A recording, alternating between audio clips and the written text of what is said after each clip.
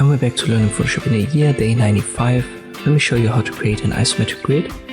Up front I want to say it's not a real grid, so it's not a grid that's inbuilt in Photoshop, and as far as I know that doesn't work or that doesn't exist.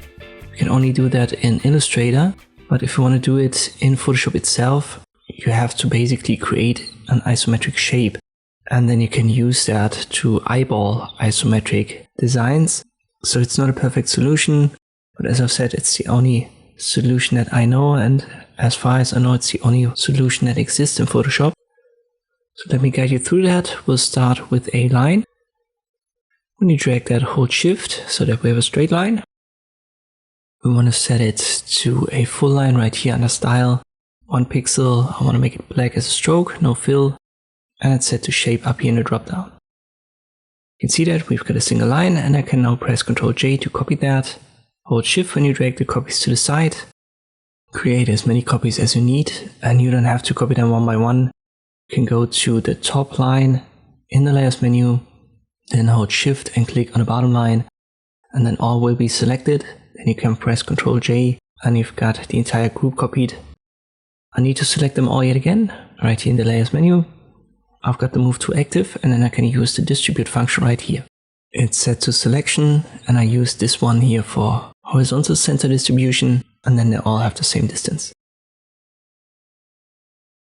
While all lines are selected, I press Ctrl G. It's going to group them. Then I press Ctrl J to copy the group. Then I press Ctrl T, and I hold Shift when I rotate this 90 degrees. Now we have this simple grid shape, so a Cartesian irregular grid. I want to group both of these groups again in a master group, you could say. So I select both in the layers menu. You can hold, for example, Ctrl and left click on them, then press Ctrl G. Let me rename that to grid. So this is our final grid. To turn it into an isometric grid, we now press Ctrl T to have the transform menu open.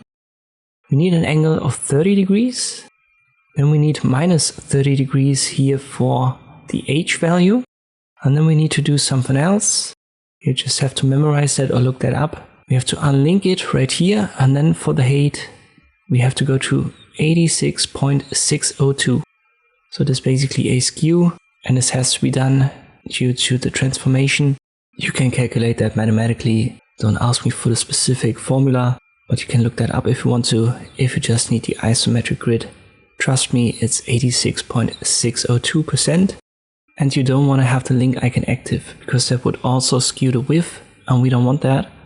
The width should be set to 100%, so unlink the icon and make the height 86.602.